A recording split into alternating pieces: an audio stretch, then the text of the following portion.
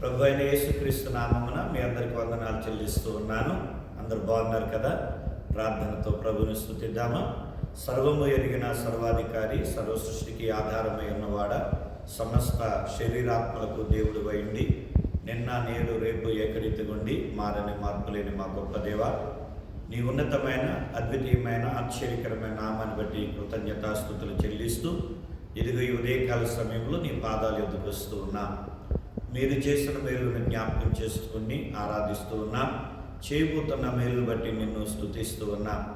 అయ్యా, నీ పరిశుద్ధతను బట్టి కృతజ్ఞత చెల్లిస్తూ ఉండగా ఈ ఉదయకాలం మందు ఈ పరిశుద్ధ దినాన నీ యొక్క మాటల ద్వారా మా బిడ్డలతోనూ మాతోనూ మీరు మాట్లాడి మా హృదయాన్ని మీరు మా జీవితాన్ని కట్టమని, స్థిరపరచమని, సాక్షులుగా నిలబెట్టుకునమని నజరేయుడైన యేసు నామములో విశ్వాసంతో ప్రార్థించి ఈ స్తుతిని మీకు సమర్పించుకొనుచున్నాం పరమ తండ్రి, ఆమేన్. Praise lord. దేవునికే మహిమ. సమయంలో దేవుని లేఖనంలో నుండి ఒక మాట మనం ధ్యానం చేసుకుందాం.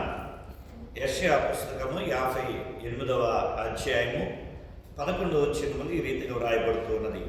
యెహోవా నిన్ను నిత్యము నడిపించును, క్షామకాలమున ఆయన నిన్ను తృప్తిపరిచి నీ ఎముకలను బలపరచును.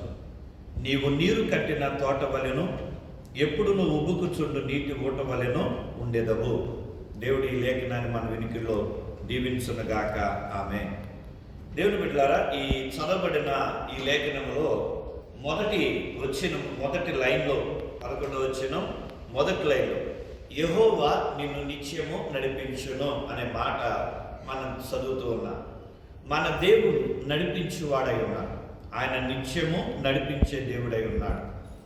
లేఖనాలను మనం ధ్యానం చేసేటప్పుడు బైబిల్లో చాలా చోట్ల దేవుడు మనల్ని నడిపిస్తూ ఉన్నాడు అని వ్రాయబడుతూ ఉన్నది. అలాగే మనం పాటలు పాడుతుంటాం. నడిపించు నా నావా అని పాడతాం, నడిపిస్తాడు నా దేవుడు అని పాడుతూ ఉంటాం. ఇలా చాలా పాటలు పాడుతూ ఉంటాం. అయితే నడిపించే దేవునికి మనం అప్పగించుకుంటున్నామా? నడిపించు నా నావలో కాలిడుము అని అంటున్నాము. నిజంగా ఆయనను మన జీవితంలోకి ఆహ్వానిస్తున్నామా?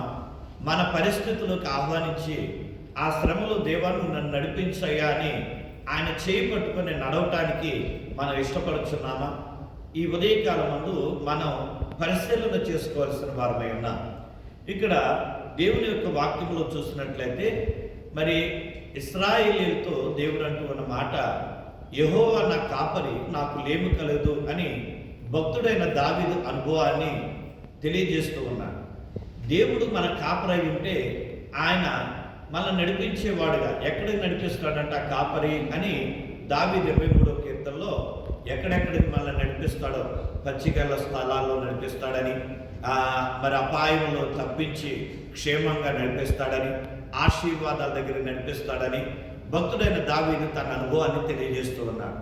అలాగే ఇశ్రాయేలీయుల యొక్క అనుభవం ఏంటంటే, వారికి పగలు మేఘస్తంభంలోను రాత్రి అగ్నిస్తంభంలోను వారితో ఉండి వారికి దారి చూపిస్తూ ఆయన నడిచాడు అని మరి నిర్గమకాండం 13వ అధ్యాయం 21వ వచనములో వ్రాయబడుతున్నది. ఆయన పగలు మేఘస్తంభంలో ఉండి దారి చూపించాడు. అలాగే రాత్రి అగ్నిస్తంభంలో ఉండి ఆయన అగ్నిలాగా మంటలాగా ఉండి ఆయన దారి చూపించాడు అని వ్రాయబడుతున్నది. అలాగే ఇర్మియా భక్తుడు ఏమంటాడంటే 31:21లో మనం వెళ్ళిన దారిలో ఉన్న ఆ గుర్తులను మన జ్ఞాపకం పెట్టుకోవాలంటున్నాడు. మన స్థలానికి సరిహద్దులు ఎలాగైతే ఉంటాయో గుర్తులుగా, అలాగే మనం వెళుతున్న స్థలంలో కూడా దారిలో కూడా మన స్తంభాలను నిలపాలంట. ఆ గుర్తులు మాయమైపోకుండా మనం నిలుపుకోవాలంటే మన యొక్క బిడ్డలకి మనం వెళుతున్న మార్గాన్ని వారికి తెలియచేయాలి. ఇదిగో నేను ప్రభుని నమ్మి నేను ప్రభు మార్గంలో వెళ్తూ ఉన్నా. ప్రభు అయినటువంటి దేవుడు, యెహోవా దేవుడు, యేసుక్రీస్తు వారు ఇదిగో నన్ను ఈ రీతిగా దీవించాడు, నాకు ఈ మేలు చేశాడు. అంత మాత్రమే కాదు, ఇదిగో నేను పరలోకానికి ఇదిగో ఈ దేవుని వెంబడించడం ద్వారా వెళతానని ఒక నిరీక్షణ కలిగి ఉన్నాను. ఈ దేవుని నమ్మకం ద్వారా నేను పరలోకానికి వెళ్తూ ఉన్నాను అని నువ్వు ఏ దేవుణ్ణి అయితే విశ్వసించి ఏ మార్గంలో అయితే వెళ్తున్నావో ఆ దారి నీ పిల్లలు కూడా రాగలిగినట్లుగా వారి గుర్తులు ఏర్పాటు చేయాలంట. అంటే వారికి ఆ విషయాలను తెలియచేయాలి అని ఇర్మియా భక్తుడు తెలియజేస్తూ ఉన్నాడు. అందుకొరకే కదా మరి బాప్టిజం ఇచ్చి యోహాను యేసుక్రీస్తుకి దారి ఏర్పాటు చేయడానికి ఆయన వచ్చి ఆయన మార్గమును సిద్ధపరచెను అని వ్రాయబడింది. మరి అదే యేసయ్య నీ కొరకు నా కొరకు కూడా సిలువ అనే దారిని చూపించాడు. ఎవరైతే సిలువ ఎద్దకు వచ్చి వారి పాపాలు ఒప్పుకుంటారో, ఎవరైతే సిలువ దగ్గరికి వచ్చి వారి యొక్క సమస్యలను అక్కడ దించివేస్తారో వారికి నెమ్మది ఉన్నది, వారికి సమాధానం ఉన్నది, వారికి రక్షణ ఉన్నది, వారికి నిత్యరాజ్యం ఉన్నది. అందుకనే మరి ఆ యొక్క ప్రభువైనటువంటి క్రీస్తు మనల్ని నడిపించేవాడై ఉన్నాడు. ఎప్పుడు నడిపిస్తాడు అంటే ఆయన్ని మనం మార్గదర్శిగా మనం ఎన్నుకున్నప్పుడు, ఆయన మార్గదర్శిగా మనం ముందుంచుకున్నప్పుడు. అందుకనే ఇంగ్లీష్లో ఏమన్నారంటే ఈ మాటని గైడ్ అని ఉపయోగించారు. మనం ఏదైనా తెలియని స్థలానికి వెళ్ళినప్పుడు ఆ స్థలాన్ని గురించి తెలుసుకోవటం కొరకే ఒక గైడ్ని మనం పెట్టుకుంటాం. అలాగే ప్రభు మనకి గైడ్గా ఉన్నట్లయితే మనకి ఆ ఆశీర్వాదం అనేది ఉంటుంది. ఆశీర్వాదకరమైన స్థలంలోనికి మనం వెళ్ళగలుగుతాం. మరి ఈ యొక్క మార్గదర్శిగా ప్రభు మనతో ఏ విధంగా ఉండాలి అని నేను 5 విషయాలను మీకు క్లుప్తంగా చెబుతున్నాను. గైడ్ అనే పదాన్ని ఉపయోగించుకొని ధ్యానం చేస్తూ జీ అనే అక్షరం చూస్తే God be with you, God be with you అంటే దేవుడు నాతో ఉండును. నిర్గమకాండం 33వ అధ్యాయంలో మోషే అడుగుతాడు కదా 15వ వచనంలో, అయ్యా నీ సన్నిధి మాతో రాకపోతే మమ్మల్ని ఇక్కడ నుంచి వెళ్ళనియొద్దు, వెళ్ళము అని అంటున్నాడు. అంటే దేవుడు మాతో ఉండాలి, దేవుడు నాతో ఉండాలి. ఇది మోషే కోరుకున్నాడు. అలాగే ఇశ్రాయేలు ప్రజలతో కూడా దేవుడు ఉండాలి అని మోషే కోరుకుంటున్నాడు. ఎవరైతే దేవుడు నాతో ఉండాలి అని కోరుకుంటారు, ఆయన యెహోషమ్మాగా, ఆయన ఇమ్మానుయేలు దేవుడిగా ఉన్నాడు. ఆయన ఉన్నవాడు అనువాడై ఉన్నాడు. ఆయన యుగ సమాప్తి పర్యంతం సదాకాలం మనతో ఉంటానని వాగ్దానం చేశాడు. ఆయన ఇమ్మానుయేలు దేవుడుగా మనతో ఉండుట కొరకై ఈ లోకానికి వచ్చాడు. కనుక అలాంటి దేవుడు నాతో ఉండాలి అని ఎవరైతే కోరుకుంటారో, ఆయన మార్గదర్శిగా ఉండాలి అని ఎవరైతే వారి జీవితంలోనికి, వారి హృదయాల్లోకి ఆహ్వానిస్తారో వారికి ఆయన మార్గదర్శిగా ఉండి వారిని మంచి మార్గంలోనికి నడిపిస్తూ ఉంటాడు. రెండవదిగా యు అనగా యూనిటీ, యునైటెడ్ అనే మాట. అంటే God is United in me అనగా నాలో ఐక్యమై ఉన్నాడు. ప్రభువులో మనం ఐక్యమై ఉండాలి. యోహాను సువార్త 17వ అధ్యాయం 11 వచనాన్ని మనం చదివితే ప్రభు అంటున్నారు, తండ్రి మనం ఏ విధంగా ఏకమై ఉన్నామో వీరును అలాగే ఏకమై ఉండినట్లు వీరి కొరకు నేను ప్రార్థిస్తున్నా. అంటే తండ్రి కుమారుడు ఏకమై ఉన్నారు, అలాగే మనం కూడా ఆయనలో ఐక్యమై ఉండాలి. ఎవరైతే ప్రభుతో ఐక్యమై ఉంటారో, ప్రభుతో సహవాసం కలిగి ఉంటారో వారు దీవించబడతారు. మరి ప్రభు ఆయన యొక్క మార్గదర్శనాన్ని ఎవరైతే కోరుకుంటారో, ఆయన గైడ్గా ఎవరైతే కోరుకుంటారో వారిలో ఆయన ఐక్యమై ఉంటాడు. వారితో ఐక్యమై ఉండి వారిని నడిపిస్తాడు. కనుక దేవా నువ్వు నాతో ఉండు అని మనం ఆయన కోరుకోవాలి. రెండవదిగా నాలో ఐక్యమై నన్ను నడిపించయ్యా అని మన హృదయాన్ని ఆయన కనిపించాలి. ఎందుకంటే ఆయన తలుపు యొక్క నిలబడి తట్టుచున్నారు. ఆయన మన లోనికి, మన హృదయంలోకి ఆహ్వానించినప్పుడు ఆయన మనలో ఉంటాడు, మనతో ఉంటాడు. కనుక మనలో ఆయన ఐక్యమై ఉంటాడు. మూడవదిగా ఐ అనే అక్షరం, God gives me instructions. I అంటే ఇన్స్ట్రక్షన్స్, సూచనలు. ఆయన మన సూచనలు ఇస్తారు. ఏ సమయంలో మనం ఏ విధంగా నడవాలి, అపాయములు ఎలాగా, ఆపద వచ్చినప్పుడు, శ్రమ వచ్చినప్పుడు, దుఃఖం ఏర్పడినప్పుడు, సంతోషములు మనం ఎలాగా. అందుకనే యోహాను సువార్త 16వ అధ్యాయం 33లో ఉంటుంది, ఆయన మనకు సమాధానం కలుగు చేయు నిమిత్తమై ఆయన ఈ విధంగా మనతో మాట్లాడుతూ ఉన్నాడు, ఆయన మీతో చెప్పుచున్నాడు అని వ్రాయబడింది. ఏంటంటే ఈ లోకంలో మన శ్రమ అనేది ఉన్నది, మనం ఎటు వెళ్ళినా మన శ్రమే.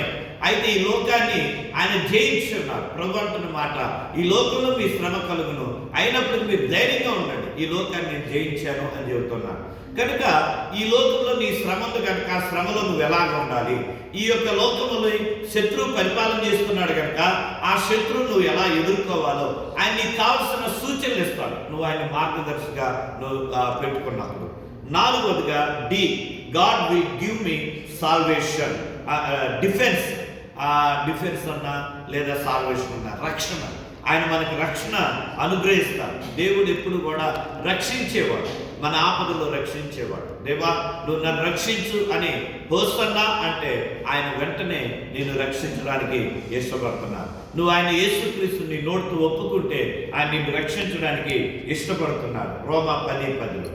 అలాగే ఈ అనగా God will be with me in times of emergency.